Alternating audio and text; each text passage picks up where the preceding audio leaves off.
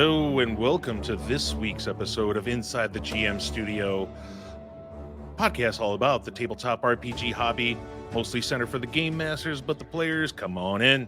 We love talking to you. We want you to listen and love us.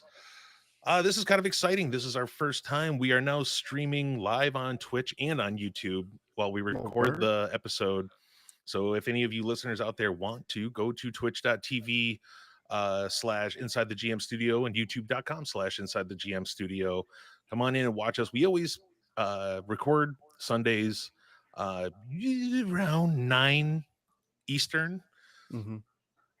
So yeah, come on in, come watch us for a little bit. You can see a pretty attractive dude, and then there's the other guy. And then me. Second, and then press pass. Or David.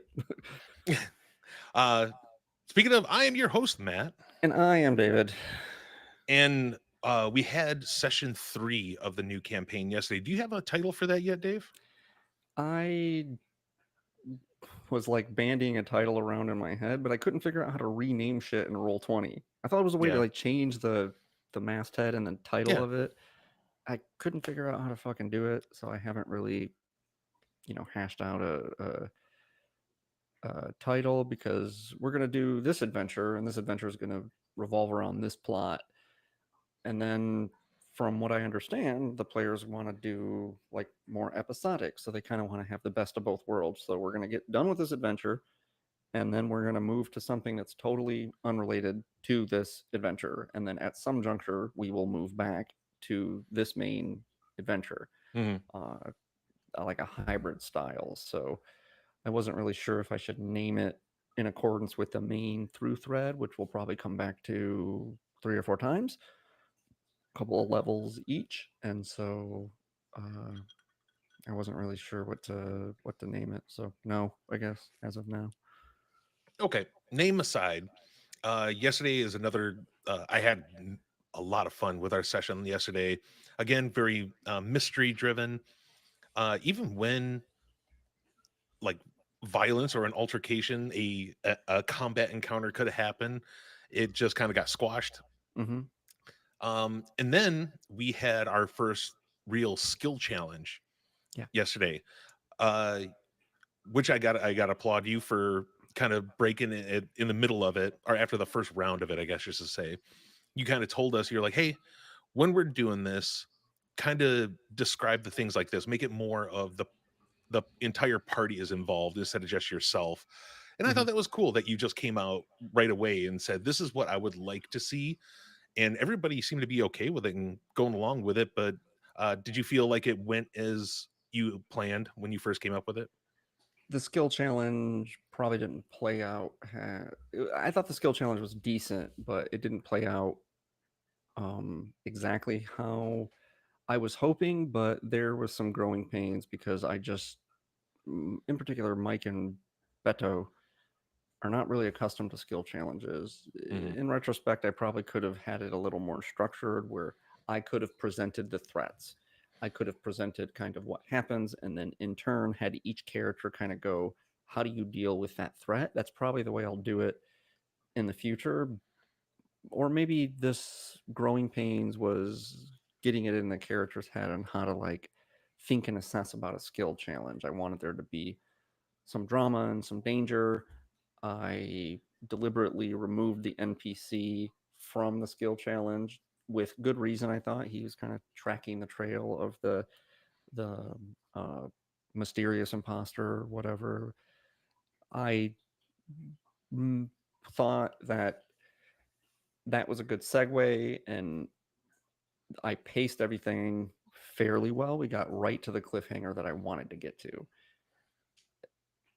So all things considered, I thought the session went off fairly well. The opportunities that I gave Mike to get a little more involved didn't really play out the way I thought. I let him know when you were interrogating the guard guy about the one that set up the tryst between the treasurer and the courtesan.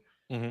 He was being kind of clammy and afraid, and I let Mike know at a certain threshold, like, everybody's trying to be really nice to this guy and cajole him, but you could just step in and browbeat this guy. It's pretty obvious that he's scared of you, Oh, was And that the message that you sent him?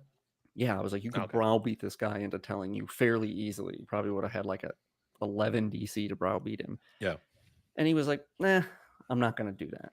So he exercised some restraint there. Similarly, with the half orc bodyguard of the Mhm. courtesan, it probably would have been easier for Mike to step in and just grab that guy up and slam his head against the fucking counter and been like, yeah, we need to talk to this broad and this is how it's going to go. And it's not exactly like the guy was prepared with like a great sword and ready to like duel him or whatever. Like he's tough, but you could have just plowed through that encounter, and it was handled in a probably a ultimately better way, even if it was a less dramatic way.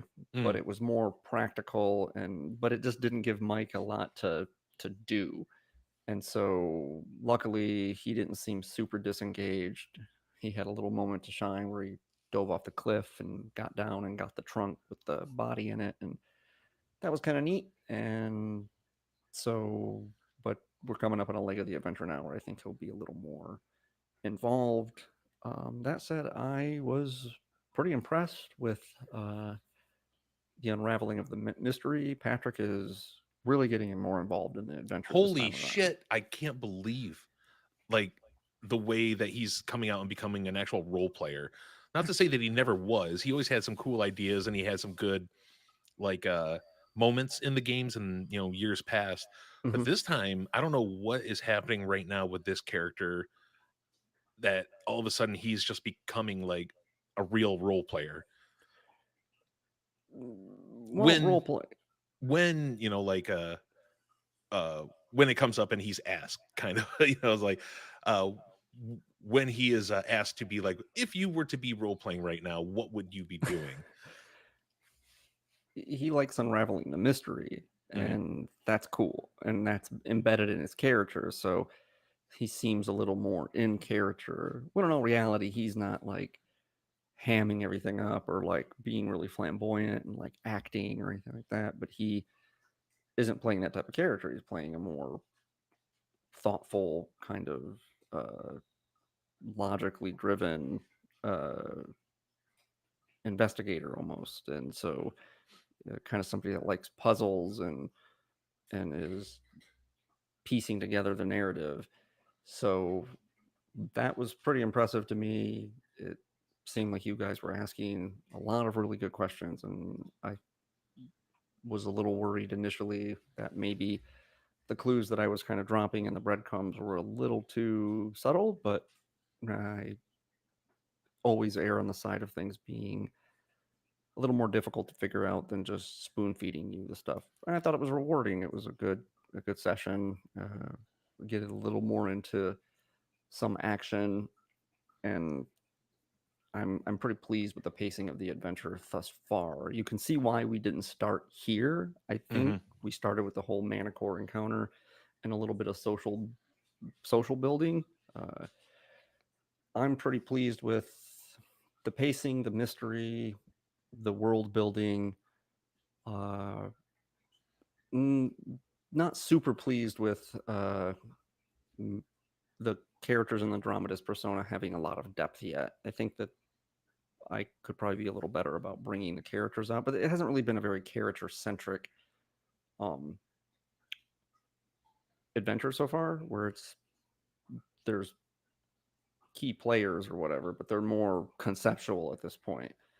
So I'm gonna try to bring to life some of the other characters. The Vizier and Boar are really the only characters you've had. I've had a couple of other minor characters in there. I think the innkeeper probably had a little bit of personality to her, as Hmm. well as the captain of the guard. He has a little bit of personality to him, and um, but it didn't have a lot of like screen time, so to speak, because Yeah. it was very driven by the characters, Yeah, the just like the PCs. damn it, I keep wanting to call it like an oddity shop, but the shop that I went to and stole the bottle of booze, Curio even shop. Yeah. yeah, even the owner of that, you gave her quite a bit of personality Hmm. and really made her a character that I would actually probably go back to a few times. Even though That's it the was idea. If you you have characters that seem a little lively and intriguing, and the PCs will think of them when they like want to go places and look at, investigate stuff and get information from people. Hmm. Those characters will come to mind, and then as they visit them more, they you can build their characters a little better. And so that's the idea. But I'm okay with the characters being just little thin slices of they're kind of interesting but not really fleshed out all that well yet, because I was more focused on the plot of the adventure and the intrigue, as well as like some of the world building stuff, and I achieved that to my satisfaction thus far. How do you feel about me kind of coming up with some stuff on the fly recently? I know it's nothing that's gonna like be game breaking, uh, but sometimes I feel like I'm throwing stuff at you that I want you to think is the way that it should my outcome should be. Maybe that's just in my head. Because I I mean, could you give me a couple of examples? so like when I was investigating where the trunk had been moved, Mm-hmm. and that's just one where I was like, I want to start to look for, scratches, pieces of metal, maybe a tooth and stuff like this. Uh there's been a couple other times that I've like gone to investigate something or look for something, and right afterwards I will say like an outcome that I really want to hear. And I maybe that's just in my head that I feel like I'm just like, Dave, tell me what this should be. Even though you haven't, you've been really good about when we are investigating and we're finding the clues. You're not outright just saying what they are. You're really mixing it in with us like we're actually finding it. And as a character, you're using how our characters are and how they find these clues in a really organic way that they would find them. But you don't feel like I've been like kind of just like Planting implanting the stuff into seeds your of head. like, Yeah. I assume you're just trying to be thorough and you Hmm. have some operational thesis of maybe how things went. And so you're trying to give specificity instead of just being like, I investigate. And I'm like, okay, well, what are you looking for? Yeah. Do you want to know every fiber, every hair that you find on the carpet? That's probably going to be confusing to you. So give me. So I'm just assuming that you're trying to narrow down what you find significant. It's like when Beto was like, I go over and investigate the treasurer's desk. I'm like, okay, what are you looking for? He's like, well, papers. And I'm like, okay, dude, this guy's a treasurer, right? He's got a whole slew of fucking papers. What papers are relevant to you? And he narrowed it down. Personal correspondences. Oh, okay. Now we have a broad category and then a Hmm. subcategory of that of what you find interesting. If you want me to list every stitch of thing in a room, especially down to the things that might not seem, oh, there's a toenail on the carpet over here, there's a hair dangling from the curtain. It's a I will do that, but it's gonna slow down the plot. Whereas there's a divide between your character's sensibilities and perception of the world and what I'm painting in that world. But the fact is that none of us place equal importance on every bit of sensory information that we get. We learn to tune out things that aren't important to us, and so I Hmm. need some insight. And that's always I assume what you're doing. And even if you were trying to like usher me to a certain like conclusion, uh, I usually just have a kind of an idea of when you're investigating something, what might be the remnants of stuff. And to me, it's usually fairly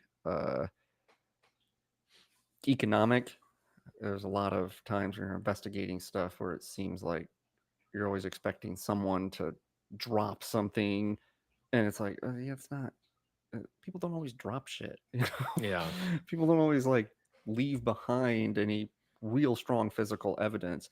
And frankly, if your investigation skills weren't so high, Hmm. the likelihood that the group would have only found the earring under the bed is almost certain, and that would have made things a lot more difficult. Yeah. Uh, but things got kind of pushed along. But that said, the pacing of the adventure is better for it. You've had an opportunity to shine, and with Patrick and Beto kind of providing support, and Mike just kind of has his hands in his pockets for a while. But now we're going to kind of get more into something that can allow Mike to shine for a bit to their whole sharing the spotlight thing. He seems at least intrigued by what's happening, and maybe the battles will have a little more now that we're more into a conflict portion of the adventure. I'm hoping that that conflict will have a little more drama to it because there is a little bit of plot that has built up to it and a little character development on the part of the PCs, as well as a few little NPCs here and there to try to make the town and everything feel alive and lived in, and for there to be some sort of stakes beyond just go kill bad guys. So Well, let's get away from our bullshit and get into somebody else's bullshit. Let's get okay, into a community question. sure. I got a die right here. The die is cast 3. 3. All right, this one comes from Existence Lord 4. Trying to Existence make Lord. Existence Lord. Trying to make an engaging horror campaign. I feel like I'm failing. Mm-hmm. I'm going to explain this in little words as possible. I have a few things to do and a few places to go, but the main story takes place in one village, which I'm not sure how to pull off because a village can only suffer so much. My Mm-hmm. horror monster is a mimic, which instead of taking the exact form of objects, it studies biological structures and replicates them to help it move. It gets inside people's bodies and lies dormant until the time is right, to which it shuts off their brain, grows eyes out of the skin, and controls the body like a puppet to murder everyone around it. It's a very good fighter and possibly way too hard to fight the first time they see it in action. Could easily cause a TPK if the party doesn't get the hint. I don't doubt the horror of this creature, but I don't know if my players will stick around long enough to see the creature or try to fight it. This is my first campaign. Please help. Wow. Okay. Please help isn't really a question. Yeah. So I'm going to try to sift through what it is that seems to be the implicit question. So what it seems to me is that he wants to know how to bring his players in to actually encounter this creature and then Mm-hmm. make it engaging enough that they if they encounter it multiple times, that it's still something engaging instead of just it being so hard that they got to run away each time. At least that's what I'm getting from it. Sure. First of all, it seems like the use of a mimic, he's kind of changed the concept of that creature quite a bit, which is cool, but I'm unclear as to how that works. So the mimic is now mimicking people and puppet mastering them to like have them murder people.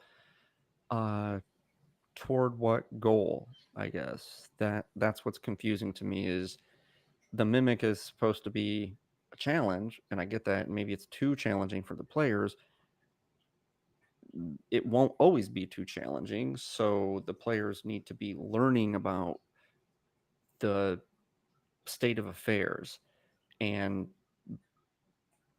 figuring out what is going on. But the main thing that is lacking is, why is the mimic doing this? Mm-hmm. A mimic typically takes on the form of something that it knows will lure adventurers, travelers, or whomever to it, because it's pretty animalistic in its sensibilities, which means it just wants food. So if it makes itself a treasure chest, if it makes itself a table, if it makes itself something that is going to be a honeypot for people, then it gets the food. What is the motivation for it to like seek out with strong malice uh killing people? And I don't really understand that. So it sounds like he hasn't really thought that through so much as he thought through the concept of, wouldn't it be cool if a mimic could just kind of become like a person in some way? And it is cool. It's very Mm-hmm. Lovecraftian, right? I think it's neat. It could work for a horror story. But the just like when you're writing dialogue, or you're having dialogue in your game, the best type of dialogue is dialogue that uh, one has subtext, and two, maybe this is a topic for another podcast, but good dialogue attacks or defends a position or a point of view, right? Otherwise, it's just chit chat. Chit chat can have its place among the party or in an inn or a tavern, but when you have a dialogue of some sort that's worth focusing on, that's plot driven in some way, it attacks and it defends, and typically there is some degree of subtext because characters rarely say exactly what they're thinking and feeling. So the challenge there is you have to basically write out what it is that they're thinking and feeling, but without saying it directly. How do you say it indirectly? And the same thing is true of a plot and a motivation of a villain. If you're reacting to what the players are doing and where the players are going, it's always going to seem kind of disjointed, and that sense of horror is going to be lost. So you need to establish where the horror lies. Is this a fatalistic story? Is this the dread of some uh, body horror kind of genre where that's the the thread of horror that you're pursuing? That will govern what it is that you're trying to achieve with the theme. What is the scary element? If it's just that a mimic is killing people, that's more of a mystery to me than it is a horror game.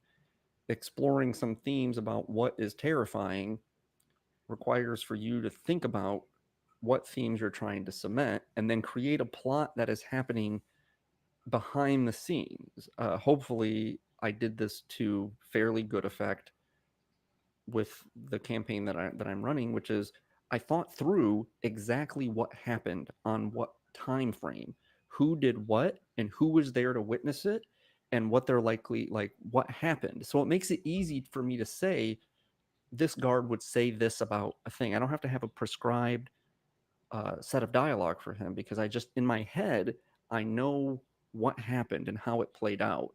If you're not thinking about what happened and how it played out and then trying to get your characters into certain aspects of the plot, you're either going to have a big info dump, which isn't mysterious and isn't horrific, or they're going to be totally confused and you're always going to be adjusting to what it is they're doing.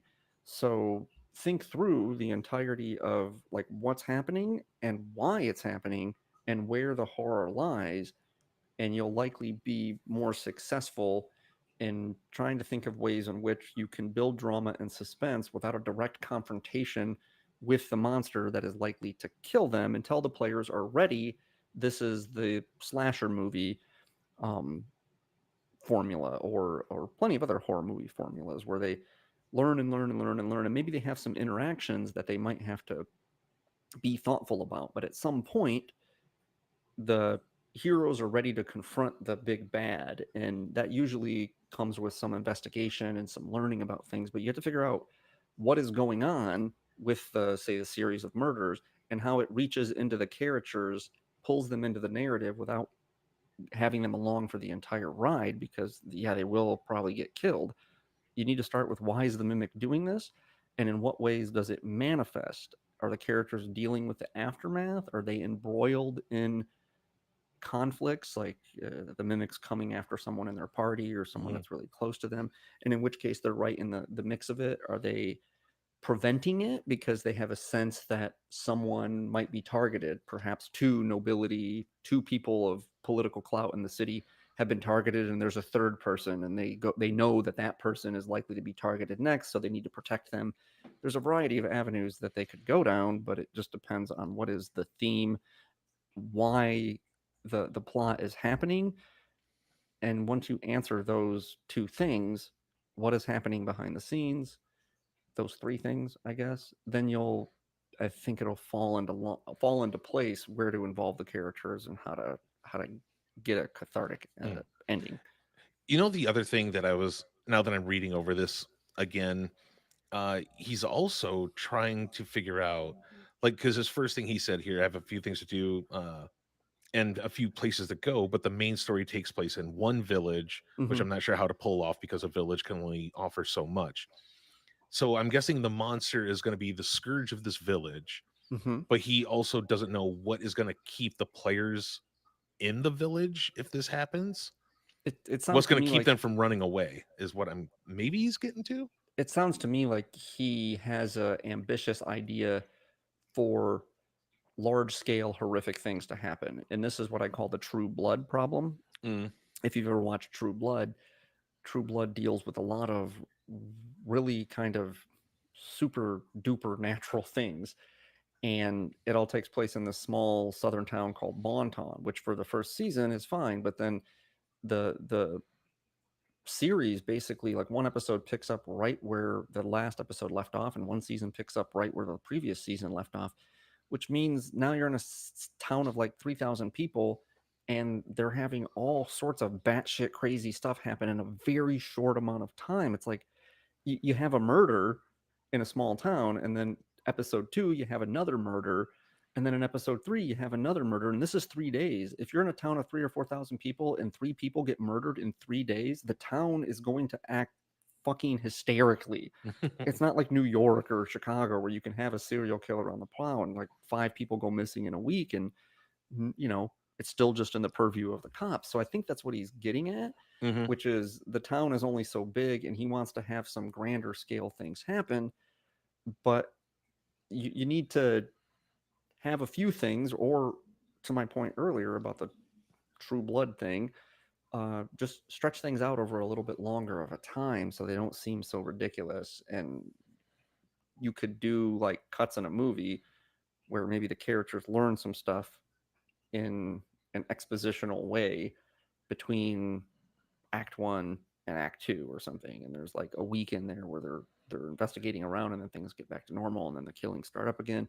um, that seems to be an issue of scale, but really he wants to have his cake and eat it too. He wants to have like super dramatic thing happening, and it seems like he hasn't even really answered the question of why it's happening yet. And if you don't have a motivation for the villain and a narrative as to how they would pursue things, serial killers have motives and they target people based on certain things. Even if you don't know what those things are, they're people of a certain stripe, and they strike at certain times. This is the role of investigators to establish what that pattern is. And if your players are playing the role of investigators, they need to be establishing a pattern, which means you have to have that to begin with.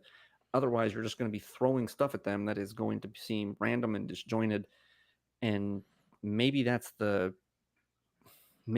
goal. Hmm. Maybe there can be a horrific element to something like that, just the constant onslaught of seemingly random events doesn't really lend itself to like an investigation style of horror, like Yeah. you need to kind of, is this more of a slasher movie or is it more of a crime investigation with a horror element to it? And they're different, and they're going to structure the plot differently and structure the central conflict differently. And that's, I bet, the best advice I could offer without really. Yeah. Uh, Luckily, I think you covered it pretty well because I got nothing else to really add to that. That one's kind of really twisted me around. I'm not exactly sure what his end question was really, Yeah, me either. but I think you did a good job, Dave. Well done. To try. All right. Going on from community questions to actual emails that were sent in, we got an email from Jake Anders Hey, who Jake. says that, hey, I've heard you guys in the Hey. past talk. hey, hey, Jake. I heard you guys talk in the past about movies that influenced you when writing campaigns and how you want to structure your adventures. But Hmm. what about authors? What if you're more of a book nerd and you want to go off of that? What would be some top 5 of your favorite authors that influence you when you are writing your campaigns? Wow. Okay, I was gonna cheat a little bit because authors, to me, I mean, someone that writes a movie is an author. Yeah, you know what? I Uh, was going to do that myself. I was like, fuck. so I'm gonna. But that said, just because some movies are influential to me does not mean that I necessarily think of that author. For Mhm. instance, Highlander, Heart of Darkness, Fury Road. Oh, yeah. These are all like influential films. But if I had to say one, say, screenwriter that has influenced the way that I think about and structure characters and plot arcs and adventures, it is James Cameron's work before he did Titanic. So, Good choice. uh, although I think True Lies and The Abyss are both fairly good, Mhm. in particular, Terminator, Terminator 2, and Aliens are all very, very good examples of one, films that have a strong theme.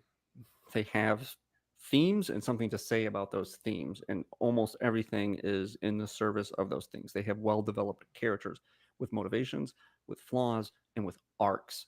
Uh, and so, in particular, those characters, both the Terminator movies, you have Sarah Connor pre Terminator 1, and then you have Sarah Connor when she comes back in Terminator 2, and she's a different character and she grows from the beginning of Terminator to the end of Terminator, and then we see some off screen growth, and then from Terminator to Terminator 2, she also has growth. Same thing with, the T-800 has an arc, and John Connor has an arc, and Ellen Ripley is like the best character in any movie ever. Like, just is a really well written character because she has an arc, and the plots are staged in good uh, conflict act resolution, like building of tension, character development, complications.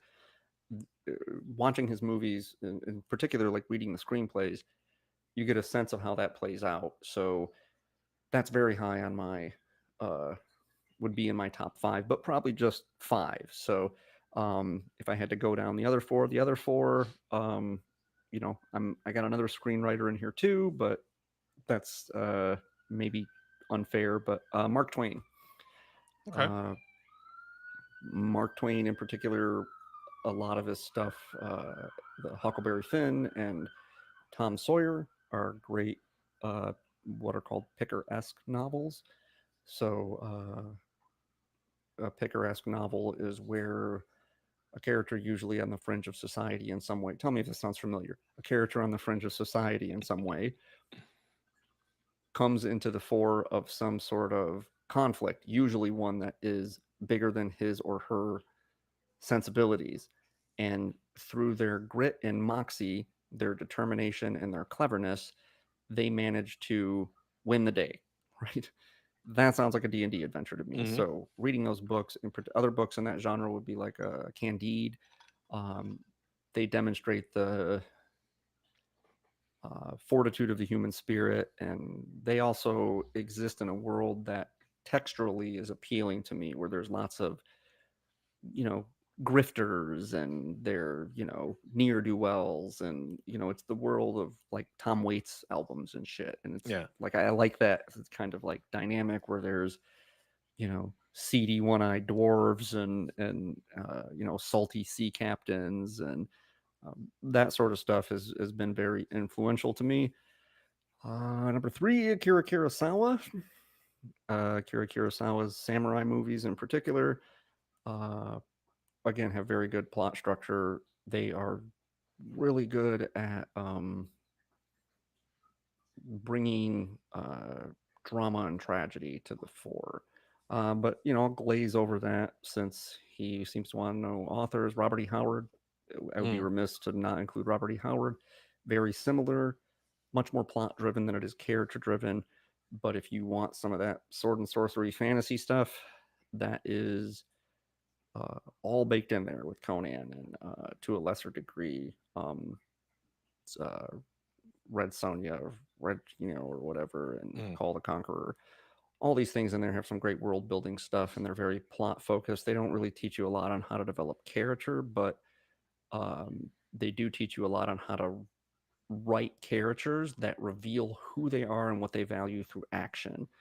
And that's very essential in D&D, because often there's not these big long soliloquies and uh, opportunities for lofty dialogue. It's the characters are kind of fleshed out and realized by what it is they do and how they choose to do it in the adventure, and that's very much in the vein of Robert E. Howard.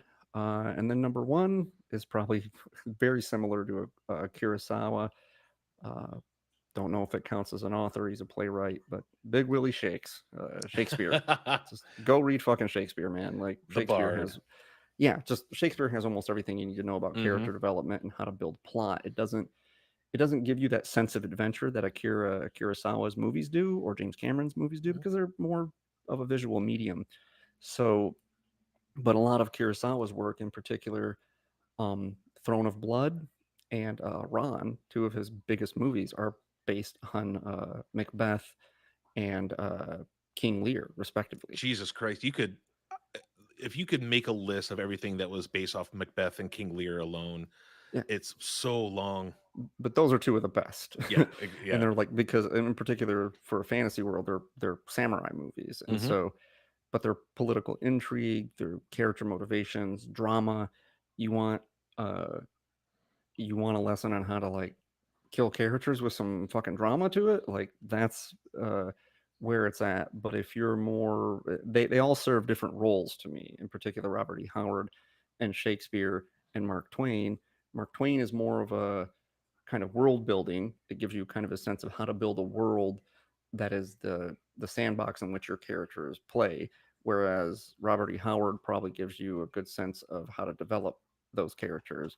And then Shakespeare is just a masterclass in dialogue, and also how to drive a plot forward without big grand plot points. So I don't know. Those would be my five. Any Okay. overlap with you there, Matt?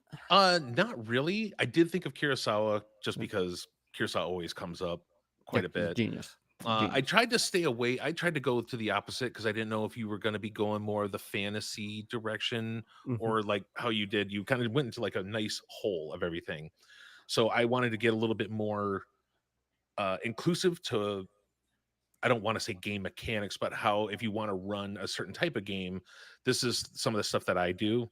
Hmm. Um, so first of all, my big one, my author is I just thought about this the other day because I was watching Raiders of the Lost Ark, and Ooh, that's a good adventure movie too. but that's the thing is with Crystal Skull, and now I haven't even seen Dial of Destiny yet. Don't But care. everybody I've talked to says that Dial of Destiny, it's no longer an adventure movie. The best thing that George Lucas and oh my god, fucking oh my, why Steven Spielberg. Steven Spielberg? There Jesus, you why did I go. want to call him? I want to call him Simon for some reason. Steven Spielberg. The great thing when they came together, the best thing that they did is they made one of the greatest adventure movie trilogies ever. Oh yeah, And whenever you watch any of those movies, Temple of Doom, Lost Ark, whichever one you want, these are the things that when you after you watch them, you have it in your head. You're like, holy shit, I can come up with an adventure. Because those movies, they're not exactly character driven, they're not really plot driven. It is the adventure itself. yeah, It's Indy coming in, finding out that I need to find this thing or I need to make sure that this thing gets to a certain spot, and that's it, sure. really. Uh hell in which one was it with Short Round and the lady, Temple of Doom. Temple of Doom? She sucks because all She she does suck. does is fucking scream the entire time. She takes up space. Terrible character. But Indiana Jones and Short Round, now they have the greatest Batman and Robin relationship ever. Hmm. Short Round wants to be Indiana Jones, and Indiana Jones wants to make sure this kid grows up to really enjoy, if he does go to treasure hunting, he wants him to, you know, learn the best way about it. Okay. But yeah, so those are if you want to learn how to like adventure happens and how to structure an adventure, just watch an Indiana Jones film. Yep. I could like I wasn't I didn't know that the crux of what he was getting at is like he's more of a book nerd, so he's not reading screenplays. Right. But I would This is say yeah, this is me cheating.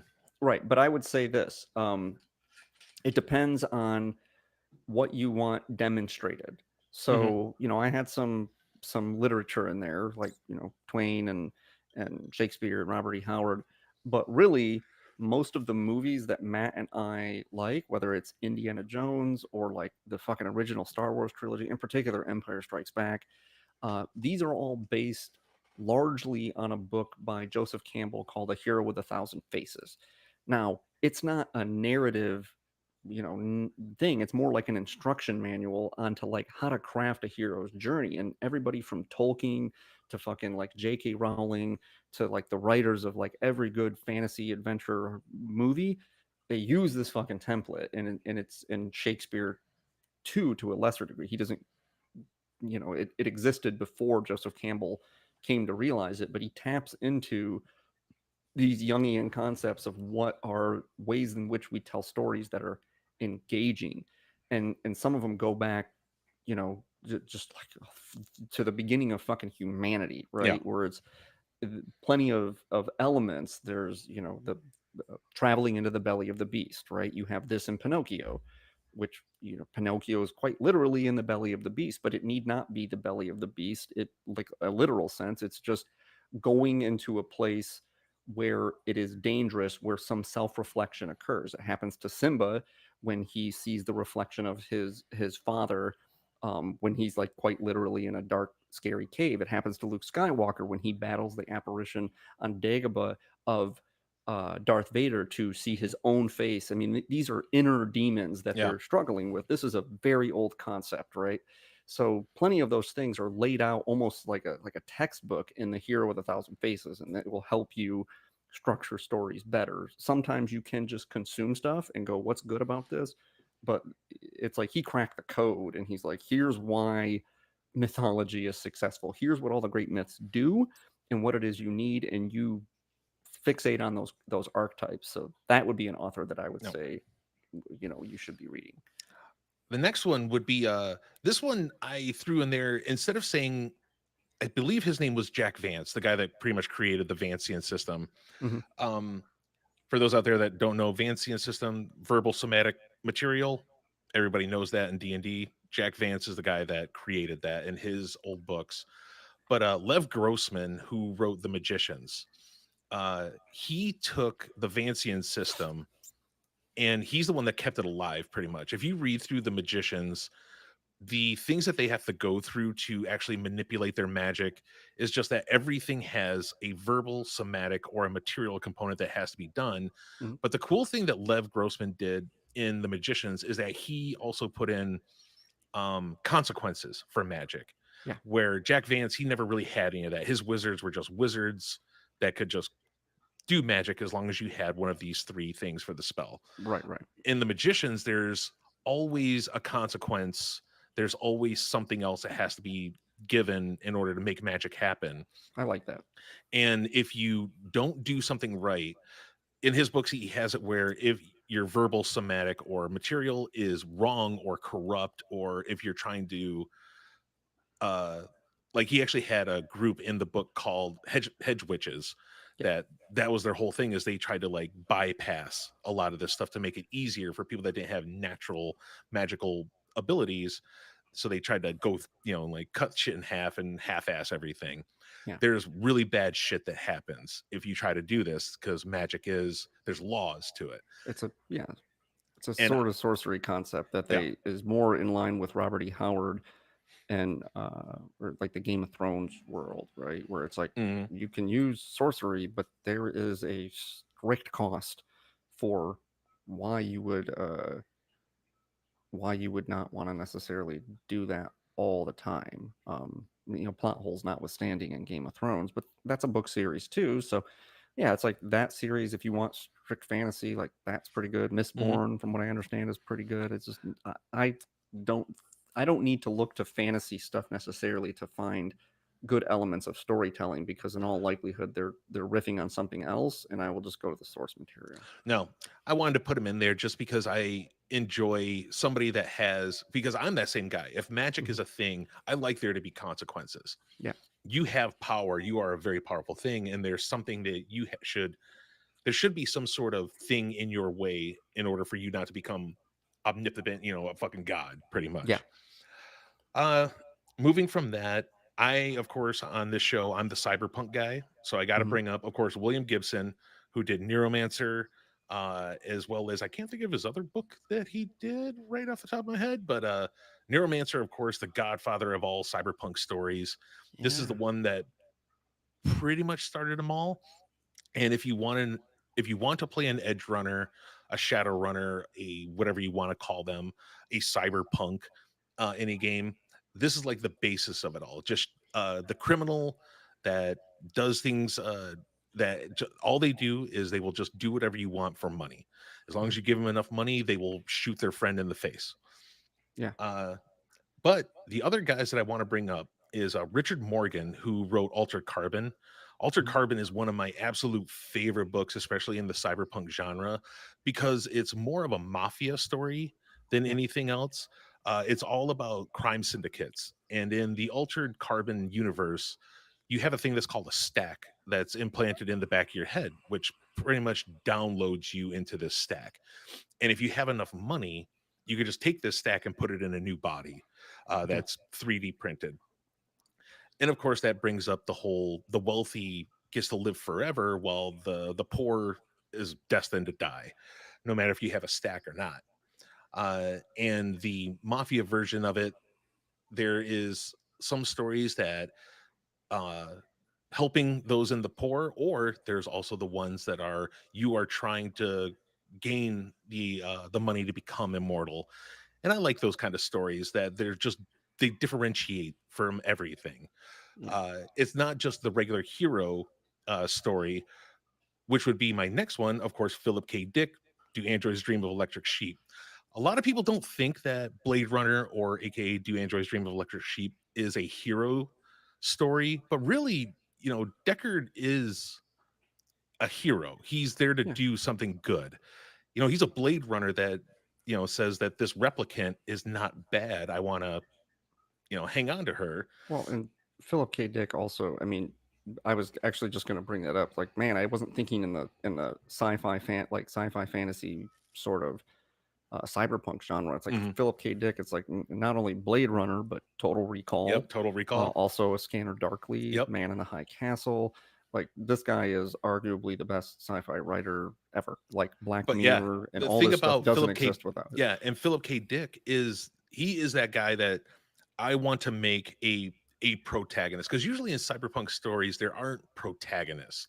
Hmm. There's the oh shit, like a Wolverine. He's the oh Jesus Christ, what do you call them? Anti-hero. Anti-hero, I guess. Yeah. Yeah, a Venom, a Wolverine. Yeah. Uh, but in Philip K. Dick stories, they are you can definitely call them a protagonist. You can call them a hero, really. Yeah, And hero and protagonist aren't yeah, synonymous. Protagonist is the main character. yeah, A it's just the main hero is character. heroic. So, Uh, but that's something you don't see in a lot of cyberpunk mm-mm. or even sci-fi, like stories. So I wanted to bring him in there, and that is the end of my list, because there wasn't a lot that I could really think of without going to movies more.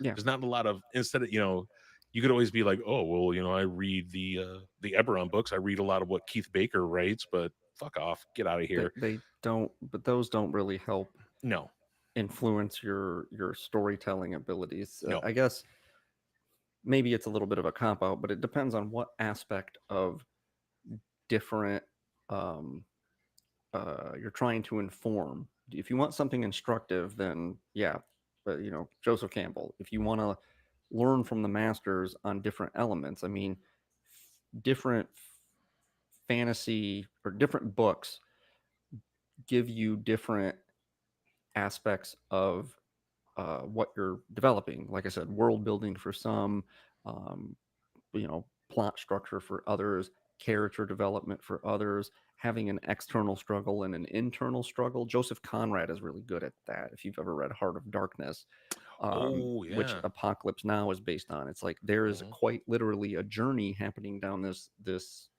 you know uh, river, but there is also an internal struggle, and this theme of like the mirror self again is kind of comes up. And so toward what goal, what are you trying? If you want something prescriptive that gets you to understand, as opposed to something that is more instructive, toward what aspect of your campaign are you trying to shore up? For me, it's just what style is most Mhm. influential to me. But if again, it's just something is enjoyable, it should be enjoyable in its own right, and you can tease out different themes from that, different aspects to improve your storytelling abilities. And so yeah, I don't know, but yeah, Heart of Darkness is definitely very good. Trying to think, there was some other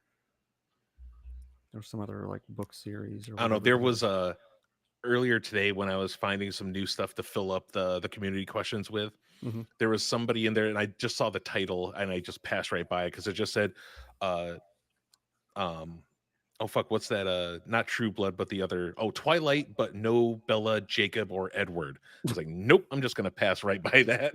Nope. It's a yeah. It's that you know you want something to exist in that world, but it depends on what aspect of your game you're trying to inform. And certain authors are better at certain things. Mhm. And I would posit that they don't necessarily need to be fantasy themed things to inform your uh, inform your campaign in some way, because you can always just put like a fantasy flavor or fantasy spin on them. Like I said, Highlander is one of the best for Vampire the Masquerade is a great, because it's like the Fuck world, yes. and it's just like the pacing in the world, and I mean it deals with immortality. There's no vampire stuff in it, but it just Yeah. the texture and the feel of that world kind of puts you in the headspace and the mood to write Hmm. certain styles of campaigns. And maybe if you wanted a more investigation heavy game, you would be reading Sir Arthur Conan Doyle, right? Yeah. So See, I think you kept off uh Robert E. Howard like I did with H.P. Lovecraft, because I know there's some people listening right now that are saying, "Oh, I could have sworn Matt would have done H.P. Lovecraft because I I thought love you playing would. Call of Cthulhu and all that." Hmm. But H.P. Lovecraft was good at one thing, and that was it. He was good at very just like uh he was good at horror, but um it was all, just I don't even know how to really bring it up. Not intellectual horror, but Psychological horror. psychological horror. Thank you. Yeah, That he was good at that, and he was a fucking master at it. But that was about it. He was kind of a one trick pony. His stories were just really good. yeah.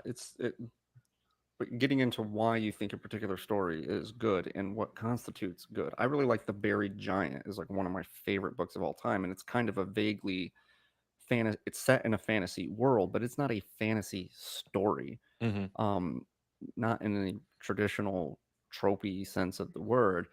So movies are easier because you can digest them quicker, um, and often a lot of the same themes and stuff are there that they are in books. But if you like to read more, then there's more of a wealth of things available to you, things that influence more visual mediums. So you need to think about what kind of campaign it is that what aspect you're trying to learn about, right? If you want to learn how to develop interesting characters, then reading plays is probably more in line with that, because plays are just not very action focused. They're very character focused. And so, if you want to have the dichotomy between the internal and external struggle, then it serves a different purpose. But yeah, I don't know. For what it's worth, those are the things that influence me, and that's kind of how I Yeah. think about it.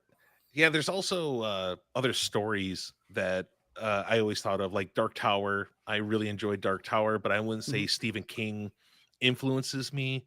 Mm. Same thing with Robert Jordan, like Wheel of Time. I really Yeah. enjoy Wheel of Time, but it doesn't really influence me. So, Well, the uh, older I get, the more I just find those stories kind of like I'm never even gonna have as structured of a plot in a campaign. So it's like I would rather be pulling from the best examples instead of the most entertaining mm, examples. Plenty of movies or books are entertaining, but that doesn't mean they're useful in helping you build a D&D campaign, because it's the same way that you could read Dan Brown and be entertained, but you're not going to learn anything about how to write. You're just right. going Yeah, to, yeah, yeah. yeah, it's just different. And so it depends on what aspect, but I think it kind of given him, Joseph Conrad is a good example if you want how to write a plot and how to Yeah, write there you go. prose. And if you want good characters, then Mark Twain is a great example, as well as the world in which it exists. Robert E. Howard is much more action focused. Shakespeare is like good drama and character development, doing the most with uh, you know writing dialogue. Like if you want to be better at writing dialogue for your characters, have an idea of how to have pithy dialogue. Like Shakespeare is like the fucking best ever at it. So Yeah, the one guy that can write tragedy, comedy, adventure, and I can't remember the other one when I was back taking actual like theater classes. yeah. we went through everything that he was the best at. Yeah. But hey, Dave, did you know that no GM is perfect? I know all and I see all. They make mistakes. And it Word. doesn't matter if you've been doing it as long as us, longer than us, or if you've just been doing it for the last couple months, Hmm. you're going to make mistakes. And that's okay. But there's a few things that we can do to help uh, that to bring these up and talk about the mistakes. And I have a nice list here. If you As would do I. like to hear some of them, Sure. You want to go first? yeah, I'll take my mistake number one. You're writing too fucking much. You're overloading yourself. Uh, the first thing this is, and I have this that uh, you have your creative cycle. Hmm. Uh, so you have to make sure that you're not overloading yourself. Otherwise, you're just going to write to put words on a page. Yeah. Uh, this never goes well. It's just like we were talking about on an episode or two ago when we were talking about plot point campaigns. Yeah. The best thing to do when you're actually writing a campaign is to keep it a little bit more flexible. Sure. Uh, Otherwise, you're going to become a detriment to yourself because you're just going to put up a wall for yourself when it comes to creativity and you're trying to hit a quota and that's not necessary. That's the big thing that I have to say is there is no number that you have to hit to make a good campaign or to be a good GM. Be flexible, uh be minimal, and go with the flow and let your players help you. So Mm. that's my number one. What about you, Dave? Well, we'll go tit for tat. You want? Yeah. I'll preface this by saying that my do's and don'ts, actually, they're not really do's and don'ts. They're five basic concepts and where a new GM typically goes wrong with that concept and where an experienced GM typically goes wrong with that concept. And they are as follows. Mm. One falls under the umbrella of mechanics, another falls under the umbrella of plot, the third falls under the umbrella of mystery and intrigue, the fourth under characters, and the fifth under world building. I don't know that I have a hierarchy of the ones that are most important, so I'll just start with the opposite end of the spectrum that you did, which is you talked a lot about story. I have one here on plot. Uh, I'm going to talk about, actually, you know what? I'm going to go with plot too. So, the biggest problem that new GMs have with plot is that they railroad their characters. Yeah, yeah, Um, yeah. they, and whether it's because they're writing too much, to your point, which is almost certainly true, you're writing too much, and you have a very definite idea of where you want the plot to go. This, to the previous email, this isn't a movie, right? Hmm. The plot doesn't go in the only direction that you want it to go, where you've written it to go. Otherwise, it takes the whole fun out of the game. Um, so a more experienced GM knows not to railroad their characters, but sometimes they can have it be too much of a sandbox where the players have no sense of where to go and what to do, in particular if they're new and they just kind of go, what am I supposed to be doing? And just like, it's your story, it's your world, go explore. It's Yeah, like, but where's the conflict? What am I? So to your point, that's a writing point about yeah. plot, right? You want to not make sure you want to make sure that you're not overly rigid, to your point, but also don't be overly loose where maybe a less experienced player know your players. And if your players are experienced enough to be the curious kind of like explore every corner of the world, have it be as sandboxy as you need it to be. Hmm. But those are the same problem, two sides of the same coin. What's your number two? I'm going to piggyback off yours, which I think will go really well. I have here in big bold letters revise, revise, revise. Mm-hmm. As you run the game, you will inevitably find things to make the game better. So sometimes this isn't in the form of like game mechanical materials, or sometimes it's in the backstory. But whatever it is, revise it when you have to, and don't be afraid to change things. Mm-hmm. Uh, Change is good in role playing games. Going along with the plot and like railroading, this is like the antithesis to railroading. Really, is letting the players do their thing and then changing it as the players are kind of forming your new road to the end. I would agree with that as far as the plot is concerned. But change is not always good. Players do need consistency and Hmm. stability, in particular with like the mechanics of the game. So if you Right. mean just plot wise, then I'm with you. And you should feel free to adjust minor adjustments to the rules with house rules, but only once you know that they're a problem and you need to adjust them. Yeah, that's why I was saying sometimes it's mechanical, Yeah. much like you just came up with these homebrew rules and we're still going through them. So far, they're Yeah. good. But if any of them don't work, then fucking toss them out. We'll just discard them, right? But Yeah. the plot should be open ended with some concepts. But that brings me to my second point, which is Mhm. the point about mechanics is um the new GMs versus old GMs. Um Oh man. the old GMs, I think mechanically it's more egregious for Yeah. GMs that have been playing a while, which is to say like they almost always or frequently assume that players all know the rules as well as they do. Uh huh. And that's a big detriment, like especially if you have new players. Like, well, just go ahead and make this check or whatever, and like do. And they're like, okay, don't assume that everybody knows the rules as well as you do.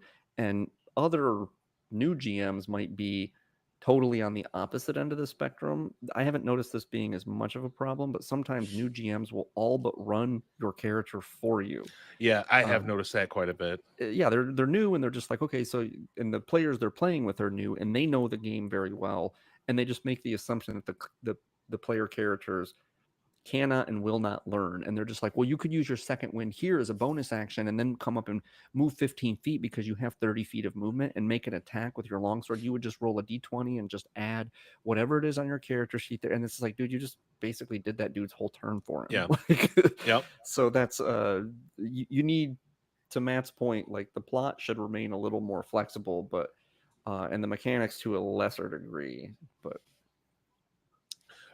Uh, next one, man. Some of our things they're going together pretty well. So I think we're on the same wavelength here. yeah, maybe. I have if something isn't working, change it. Okay. If you feel you must explain it in game, do it. Otherwise, just change it. Sometimes this requires you to scrap the campaign as it is. If you do, see what you can salvage and then move on. It sucks to lose time on a project, but it sucks more if the project is doing nothing but giving you headache. Uh, Much like Dave was saying with the like, if you need to throw in some homebrew rules to help out a little bit, it's okay. If you're coming up to or with the old GMs and how a lot of old GMs, there's also a bit of animosity when it comes to in some old GMs where if you don't know the rule, then fuck you, you're just gonna suffer this consequences because you don't know the rules as good as I do. Where this here is, I like to think that if you both come up to a rule that you're not really, that neither of you are really like linking on, the player says this is the rule, you say this is the rule, instead of taking time to look it up, create something on the spot, and if you have to change it later, that's okay.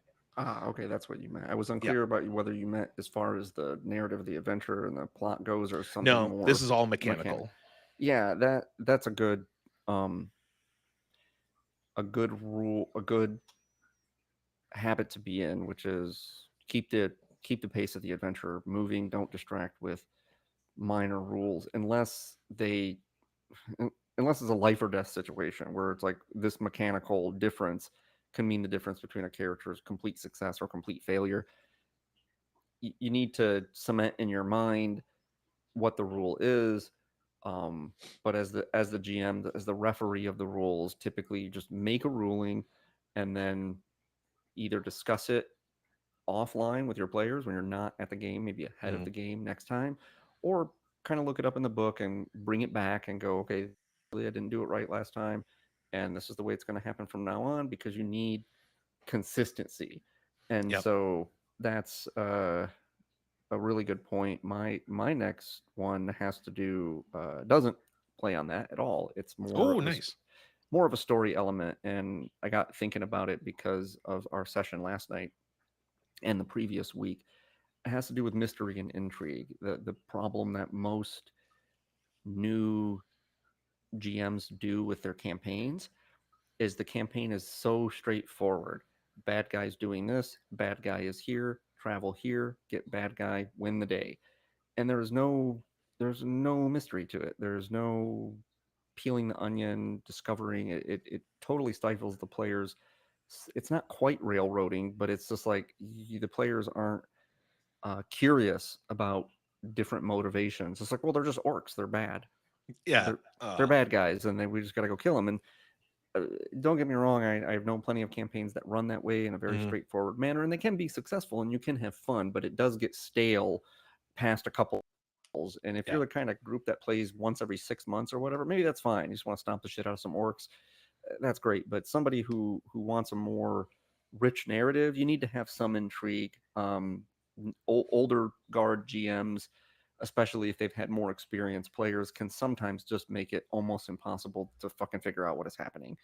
And they just make it so complicated where it's like this over here and this guy over here, and it's like if you don't piece together exactly like every little thread, they only have like one source of any given information, right? You want to Mhm. know that such and such broke into the treasury, uh, went to the treasury, and there's only one way to find that out. It's like, but in all reality, there would be multiple ways that you could troubleshoot that and figure out X, Y, and Z, and they just make it a very narrow path of figuring out the solution. Uh, that's both of those are problems for different reasons.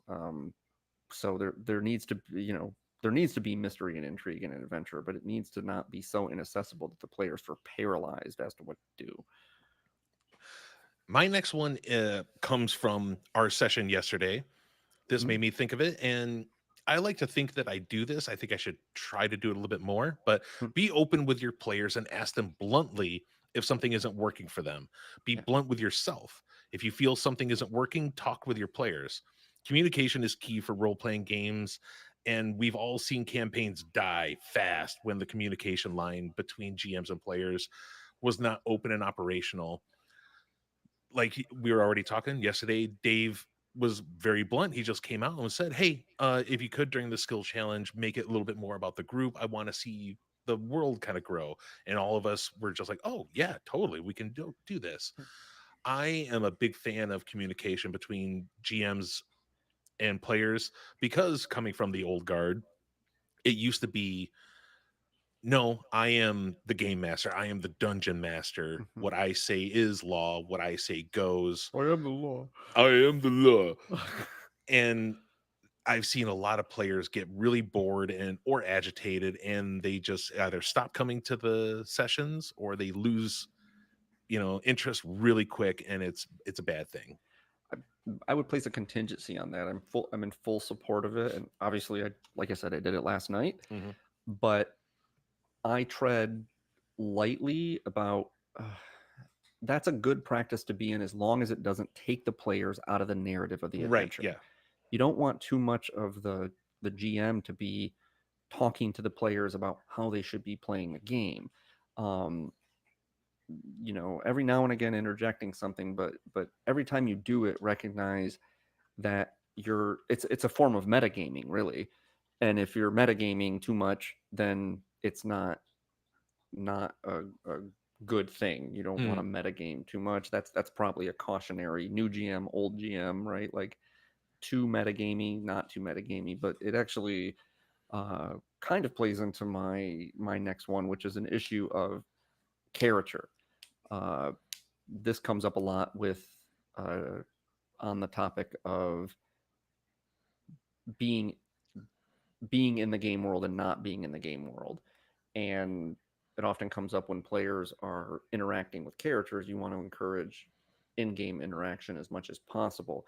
And new GMs versus old GMs, people that are experienced GMing, the way they typically manifest those things is new GMs have a tendency to make characters so tropey as to just be throwaways, Mhm. and older, more experienced GMs, in the interest of not being super tropey, often can have NPCs that overshadow the PCs. where the PCs might just feel like they're just bearing witness to a conversation between two NPCs or servicing these NPCs. The PC should always be the star of the show, and anything that pulls you out of the world, that is too tropey, that fixates too much on the meta narrative of what the GM wants and how the game wants to be run, is probably not servicing your goals. I don't think there's anything wrong with occasionally giving a little nudge to the players of like, this is kind of what I want to see, and this is the sort of play that I want to encourage, because I think we'll all enjoy it more if we do, and not having me say this is what happens and here's how it's going to run. And I don't want to be that kind of GM. I want there to be as much structure as the players need, Hmm. and move the narrative in a direction that everybody is enjoying. So um, sometimes that does require you to prod at the players a little bit to think a little more creatively instead of just being led along by the GM or the other more experienced players, because you're never going to learn to be that more experienced player if you don't take the reins of the adventure sometimes. And I like that, and I wish all players were more invested and more involved with the cooperation, so they just don't feel like the most experienced person in the group is leading the course of the adventure. That's not fun for anyone. Yeah. My last one is and this one um I've just now come across as, because I do plot point campaigns, and I'm not exactly a massive writer for campaigns and adventures and everything. Hmm. One thing that I've noticed that is, especially for me, probably some dude that's, riddled with fucking onset dementia or something, uh can't remember the name of Steven Spielberg. Notes. During the game, as a good GM, you should always be taking notes, even if it is just a little blurb, real quick, because those notes could lead to a later campaign. I've talked on here many a times where I set up an adventure, and then the players have come across and they brought something up like, oh, this looks like this is happening, or this is what I think is going to happen. And you're like, wow, that is a lot better than I was planning on doing. So I'm just going to jot this down real quick. But I've also had it that during some sessions, we've been known to imbibe some good beverages throughout the game. And Yeah. sometimes when you come back to next week's session, you're like, fuck, where was I? What did we do? Where did we end? What happened? Notes, just little itty bitty notes, especially like starting notes. And then at the end of the session, just write down what happened, uh, is a great thing for any GM right now. That would be It, my last one. that plays into my last one, which is a note on world building. So it has to do with the right amount of preparation. Mm. New GMs often focus so much on the plot, the world itself feels pretty flat. Uh, and certain aspects of the world can feel kind of flat, and that's okay. This has been a balancing act for me in this adventure, because I've tried hard to establish the stakes and the region, and there's some texture to the region. I've been fairly satisfied with establishing the world and the region and the problems facing, but on a more micro level, the interactions between like the guards and the manor and everything probably don't feel as alive and lively as they could and should. But there's trade-offs. New GMs often make the world super flat. It's just, it doesn't, you get the impression that nothing really exists beyond the immediate spotlight scope of where the PCs are, and that's a problem. More experienced GMs might have the inverse problem, which is to say they chart out every single aspect of the world and want to bore you with some monologue at the beginning of every session, or some really really long-winded like essay, when it's just like, I just asked like, what's the door of this temple made of, like, Yeah. I don't need like the whole history. Moreover, how does my character know that history? It's like, it's too much exposition, and too much exposition and world building can confuse the characters as to what's important. I'm not saying that you only ever give them important information. It is good to give them information that is maybe not super important, but gives the world texture, or maybe even throws a red herring in every now and again. So that's good, and it is a delicate balance of how much of the aperture of the adventure that you're focusing on. But the player should at least always be aware that there are things that are going on concurrent to what it is that they're doing. It's not like a video game where you just the town is right where you left it when you left, and you come back and the guy's still like, "Hey, you need to buy a sword." It's like 2 a.m. in game time, but I just sit here and I wait for you to come back so I can sell you shit. Ting, Yeah, that ting, doesn't. ting. Yeah, exactly. That doesn't. It's not how it goes. So, uh, world building is important, and more experienced GMs, I think, get more in the weeds about it. Whereas it's not something that is likely, even in the mind of a newer GM, you're too focused on the plot and the characters and the overall drama of the story. World building can seem like a parenthetical, but you do need to put a little bit in there. A little goes a long way. It's like salt on a protein.